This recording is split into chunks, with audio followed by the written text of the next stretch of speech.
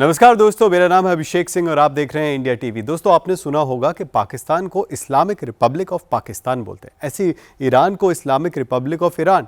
ऐसे एक और कंट्री है मॉरिशियाना, जिसको इस्लामिक रिपब्लिक ऑफ मॉरिशियाना बोलते हैं। लेकिन और कोई कंट्री नहीं है इस वर्ल्ड में जो इस्लामिक रिपब्लिक कहलाई जाती हो। लेकिन बेंजामिन नेतन्याहू यानी कि इजराइल के प्रधानमंत्री, हाल ही में उन्होंने एक बहुत बड़ा बयान दिया, वो भी अपने एक एलाई के लिए, एलाई यानी कि दोस्त के लिए। और दोस्त भी आज का नहीं, बहुत पुराना दोस्त।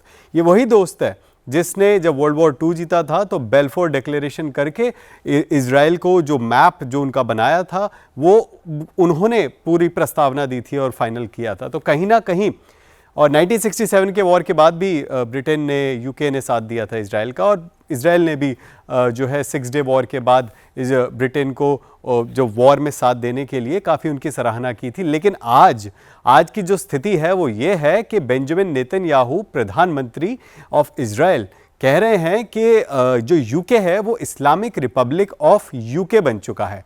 और ये भी उनका एक इंटरव्यू हुआ था, एक पॉडकास्ट हुआ जिसमें उन्होंने बहुत सारी बातें बोली। यहाँ तक कि ये भी बोल दिया कि जो ब्रिटेन है वो कहीं ना कहीं यूके पहला ऐसा इस्लामिक रिपब्लिक बनेगा जिसके पास न्यूक्लियर वेपन्स होंगे। हालांकि न्यूक्लियर वेपन्स तो पाकिस्तान के पास भी हैं, लेकिन यूके यूरोपियन कंट्रीज़ और वेस्टर्न कंट्रीज़ में से एक ऐसी एडवांस कंट्री है जो कि अपनी टेक्नोलॉजी के लिए, जिसको पूरी दुनिया में माना जाता है। लेकिन बेंजामिन नेतन्याहू ने ये बोल दिया कि यूके एक ऐसी कंट्री बनने वाला है जल्द ही जिसके पास जो इस्लामिक रिपब्लिक ऑफ यूके है और जिसके पास न्यूक्लियर वेपन्स भी है।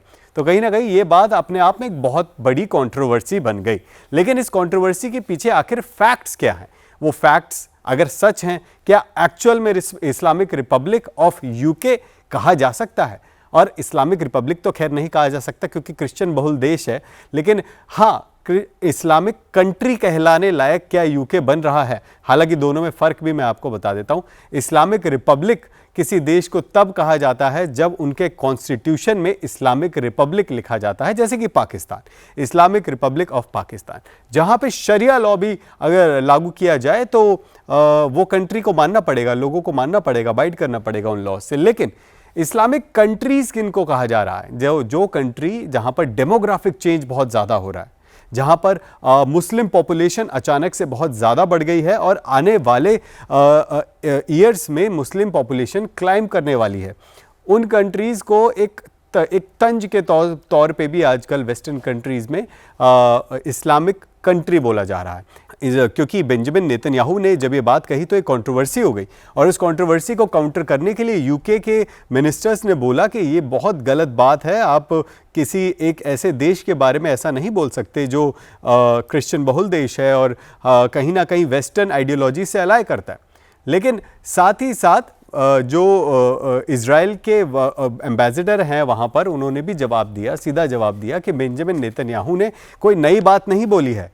उन्होंने वही बात बोली है जो यूएस के वाइस प्रेसिडेंट जेडी वेंस पहले भी कह चुके हैं। 2024 में जब लेबर पार्टी जीत कर आई थी तो कहीं ना कहीं जेडी वेंस ने बोल दिया था कि जो यूके है, लेबर पार्टी की लीडरशिप में इस्लामिक रिपब्लिक बन जाएगा, और इस्लामिक रिपब्लिक भी ऐसा जिसके पास न्यूक्लियर वेपन्स हो। तो ये बात अपने आप में कहीं ना कहीं बहुत से देशों को चुभी थी।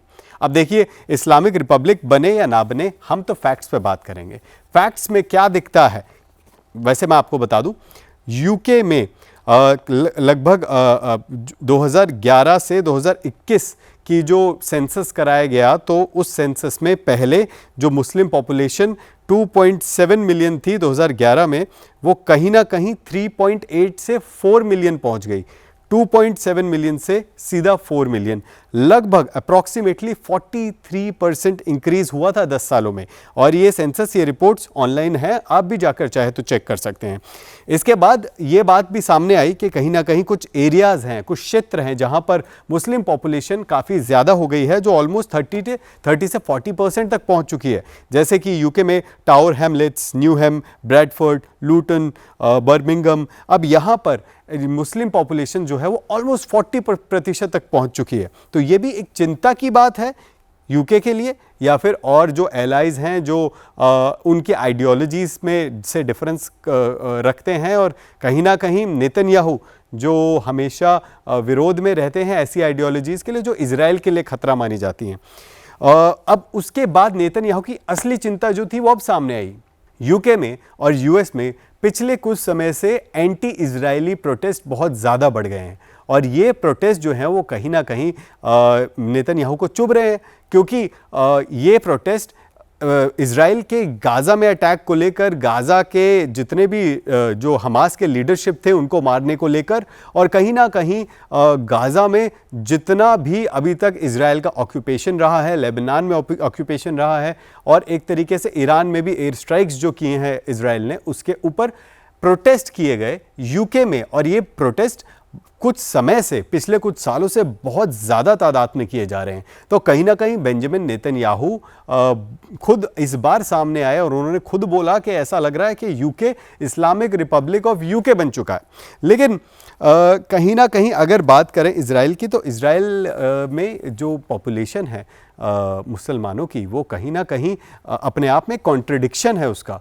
अगर इस वक्त यूके की मुस्लिम पॉपुलेशन की बात करें तो करीबन 15 से 17% पॉपुलेशन बताई जाती है कि मैक्सिमम वहाँ पे होगी। हालांकि दिखाई जाती है 6 से 8%, लेकिन लोगों का कहना है कि सेंसस बहुत समय से हुआ नहीं है, अपडेट नहीं हुआ है, तो कहीं ना कहीं ये पॉपुलेशन इस वक्त पूरे यूके में 16-17% जो है वो हो चुकी है। पर वहीं पे इजराइल में जो मुस्लिम पॉपुलेशन है, इस्लामिक लोगों की पॉपुलेशन है, वो कहीं ना कहीं 18% से ज़्यादा बताई जाती है।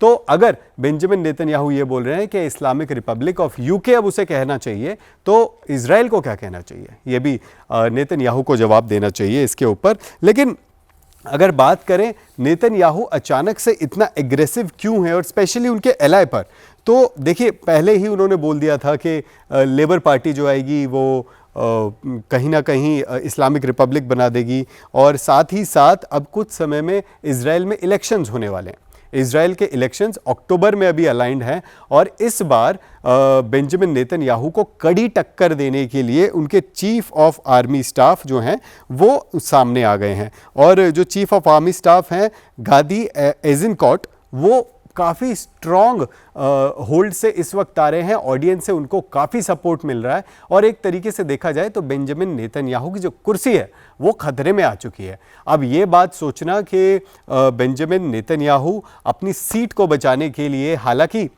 पिछले समय से जितने भी युद्ध में इजराइल इन्वॉल्व हुआ है उसमें बोला गया है कि बेंजामिन नेतन्याहू का एक बहुत इंपॉर्टेंट रोल रहा है। अक्टूबर 7 की घटना के बाद बेंजामिन नेतन्याहू ने एक स्ट्रॉन्ग स्टैंड लिया है इजराइल के लिए और वहाँ के लोगों के लिए।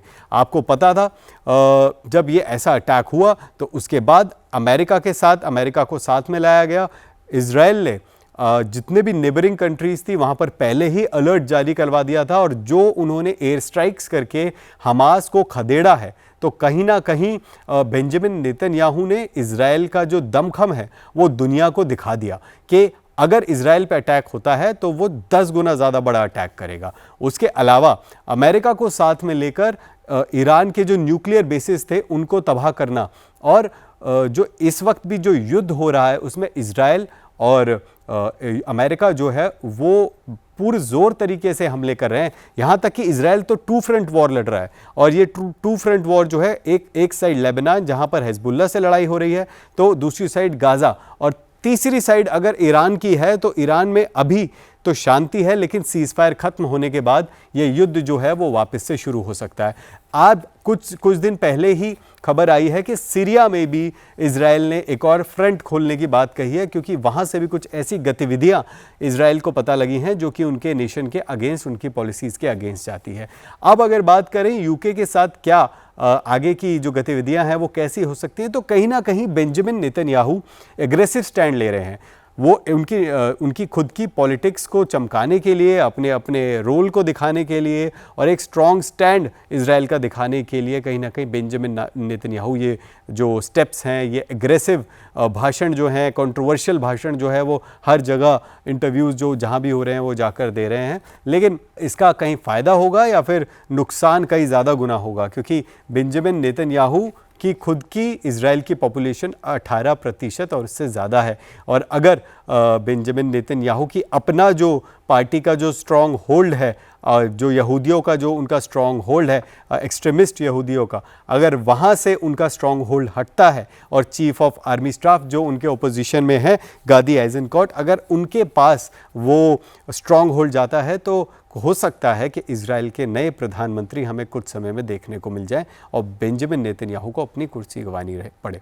लेकिन सोचने की बात एक ये भी है कि यूके में जो मुस्लिम पॉपुलेशन है उसकी ग्रोथ हुई है और आगे आने वाले समय में ऐसा बोला गया है अगर इसी रेट से बढ़ता रहा तो मुस्लिम पॉपुलेशन की जो ग्रोथ है वो 50% से ज़्यादा हो जाएगी, जो कि अपने आप में ही यूके के लिए एक सोचने वाली बात है। लेकिन बहुत सी ऐसी चीज़ें हैं जो इस पॉपुलेशन के साथ और भी ग्रो की हैं, जैसे कि आपको पता होगा हाल ही में ग्रूमिंग गैंग्स करके एक बहुत बड़ा मुद्दा उठा था यूके में, जहां पर पाकिस्तान के कुछ लोग जो एक वेल इस्टेब्लिश्ड नेक्सस था, एक बहुत बड़ा कम्युनिटी थी जो कि वहाँ पर यूके के 14 साल 13 साल 12 साल इतनी उम्र की लड़कियों को ले जाकर उनके साथ ज़बरन गैंग रेप करना, उनसे पैसे ऐंठना और उन लोग और ऐसे क्राइम्स करना जो अपने आप में ही बहुत ही नीच किस्म के क्राइम्स हैं, वो वहाँ पर यूके में किए गए ग्रूमिंग गैंग्स के द्वारा। साथ ही साथ यूके में क्राइम रेट होना, प्रोटेस्ट होना, ये सब चीज़ें भी धीरे धीरे करके काफ़ी समय से बढ़ी हैं। लेकिन इसका जो श्रेय है या फिर इसके ऊपर जो सीधा हम ये नहीं कह सकते, कोई भी नहीं कह सकता कि कहीं पे कोई एक डेमोग्राफी में जो है वो ज़्यादा नंबर बढ़ गए हैं तो कहीं ना कहीं उसी की वजह से ये क्राइम रेट बढ़े हुए हैं। पुलिसिंग अगर हुई है तो वो कैसी हुई है, वो सारी चीज़ें कंसिडर की जाएंगी। लेकिन साफ सीधी बात यह है कि हाँ, यूके में मुस्लिम पॉपुलेशन तो बड़ी है, इस्लामिक रिपब्लिक ऑफ यूके कह देना ये तो अपने आप में एक बहुत बड़ी बात होगी और बेंजामिन नेतन्याहू ने ये कहा है और ये कंट्रोवर्सी अभी कहाँ तक जाती है, कहीं इजराइल के जो एलाइज हैं वही उसके दुश्मन ना बन जाएं इस बयान से, ये भी अपने आप में देखने वाली बात रहेगी। इस खबर पर जो भी बड़ी अपडेट होगी वो हम आपको ज़रूर बताएंगे। बाकी देश दुनिया की बड़ी खबरों के लिए आप देखते रहिए इंडिया टीवी।